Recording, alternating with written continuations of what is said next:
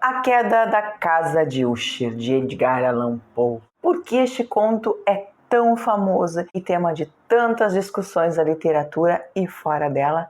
Este é o assunto do vídeo de hoje no Litera Mais. Vou começar falando sobre o enredo, atenção que tem spoiler, e para passar a análise e compreender o porquê desse conto ser tão destacado na obra de Poe, estando ao lado de contos como O Gato Preto, que eu já tenho vídeo no canal, vou deixar o card aqui, e também Assassinatos da Rua Morgue, por exemplo, outros contos também muito famosos, né? A Queda da Casa de Usher é um daqueles contos onde não sabemos o nome do narrador e temos a vaga impressão de suas características físicas, estando a narrativa focada nas impressões sensoriais e psíquicas deste narrador. Ele conta sua chegada a uma casa sombria, num lugar ermo, o que lhe desperta sentimentos sombrios também. O narrador repara que, embora a construção da casa fosse de aspecto muito sólido, parecia haver uma rachadura quase escondida no chão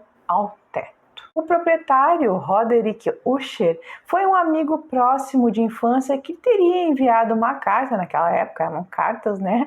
Já que se sentia física e emocionalmente esgotado e acreditava, assim, que a presença do amigo naquele momento lhe ajudaria. Ao entrar na casa, o narrador observa que o interior é tão sombrio quanto o exterior. Ele menciona que a família de Usher, embora fosse de um clã antigo, nunca floresceu. Só um membro descendia de geração numa linhagem direta. Geração em geração, né? O Roderick Usher, ele vive com a irmã gêmea, a Lady Madeline, uma jovem senhora com uma doença ali que imobiliza seu corpo eventualmente, a colocando num estado de morte. Ela cai acamada logo da chegada do visitante e nada do que o amigo ali, o visitante que está, faça melhor o humor sombrio do Roderick Usher, que assim, mesmo cantando ele é sombrio. Ele inclusive canta lá uma balada, uma guitarra sobre um castelo amaldiçoado, que virá a ser uma espécie de profecia para o final do conto. Dias depois da chegada do visitante, tem-se a morte da irmã de Usher. E ele resolve deixar o caixão em um dos porões fechados da casa antes de enterrá-lo de fato ali. O amigo ajuda ele nesse intento, só que ele acha que, embora seja inocente, é meio estranho. O irmão de Madeline, ele decide deixar o corpo nesse cômodo do casarão antes que os doutores quisessem levá-la lá para a dissecação daquela doença tão estranha. E a atmosfera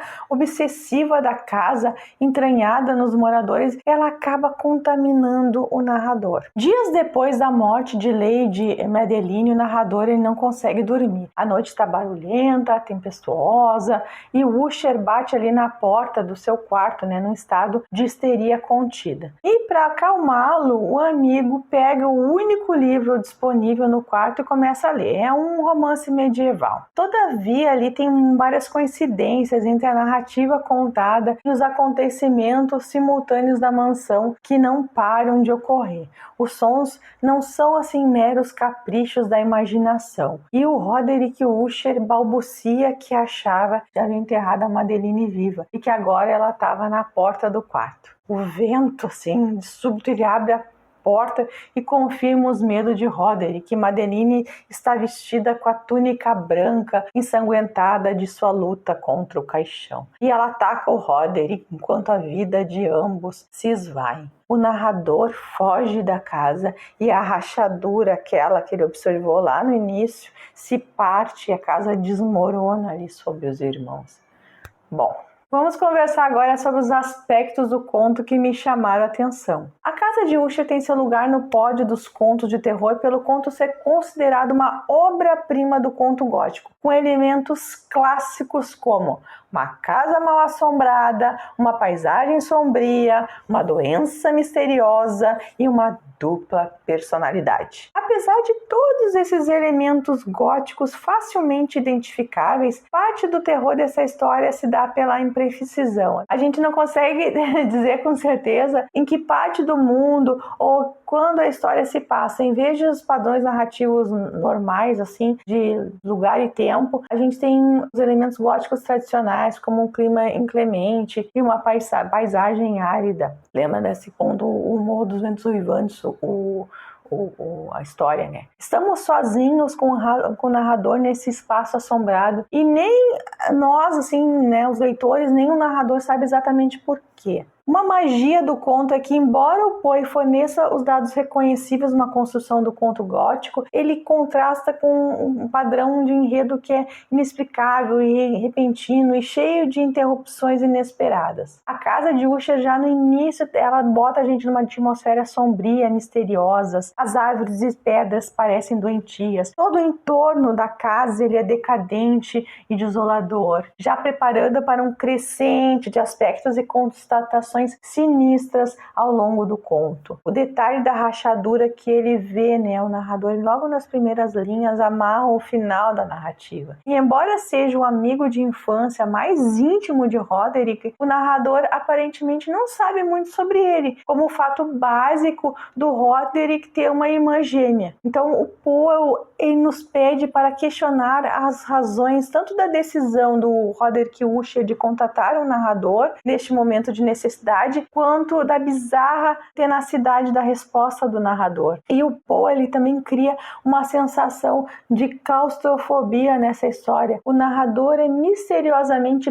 preso pela atração que o Roderick e não pode escapar até que a casa de Usher desmorone completamente. Os personagens não podem se mover e agir livremente assim na casa devido à sua estrutura. Por isso ela assume um caráter monstruoso próprio, o gênio gótico que controla o destino dos habitantes. O Poe ele cria confusão entre os seres vivos e os objetos inanimados ao duplicar a casa física de Usher com a linhagem genética da família de Usher, a qual ele se refere como também a casa de Usher. O Poe então ele emprega a casa metaforicamente, mas também descreve a casa real ali. Não só o narrador ele fica preso dentro da mansão, mas também aprendemos que esse confinamento descreve o destino biológico da família do Usher. A família não tem ramos duradouros, portanto toda a transmissão genética ali se sugere que ela ocorreu de maneira incestuosa e sob o domínio da casa. Tanto que o campesinato local confunde a mansão com a família, porque a estrutura física influenciou efetivamente os padrões genéticos da família. É um jogo assim. A Madeline ela possui o poder da história às vezes quase sobre-humano, como quando ela sai da tumba. Assim, ela neutraliza a disposição fraca, nervosa e imóvel de Roderick. A Madeline, ela é um personagem que não fala, mas ela revela-se fundamental para a lógica simétrica e claustrofóbica da história. A Madeline, ela sufoca o Roderick, impedindo de se ver como essencialmente diferente dela. Ela completa esse sufocamento no final da história. Então, é mais uma duplicação. A duplicação se espalha ao longo da narrativa. O conto destaca a característica do gótico desse personagem duplo e retrata duplicações tanto no fato biológico dos personagens serem gêmeos, como nas estruturas inanimadas. O narrador, por exemplo, primeiro testemunha a mansão como um reflexo do lago, ou a piscina rasa ali, que ele olha na frente de casa. A imagem espelhada no lago, ela duplica a casa, mas de cabeça para baixo, que é uma relação inversamente simétrica e também caracteriza a relação de Roderick com a Madeline. E com esses gêmeos, o Poe ele imagina que estabelece uma conexão entre a mente e o corpo. E se ela fosse cortada, o que aconteceria, né? As imagens gêmeas e a história incestuosa da linha de Usher estabelece que o Roderick é, na verdade, inseparável da sua irmã.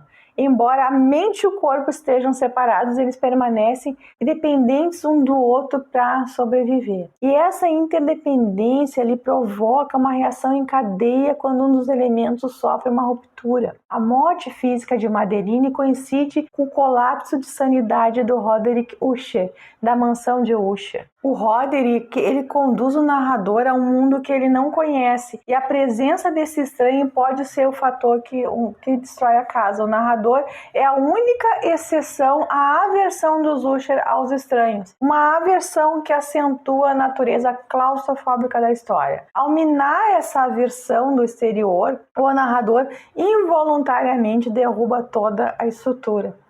Uma travessia de fronteira semelhante ocorre quando a Madeline emerge da morte para encontrar seu irmão louco em um encontro de morte.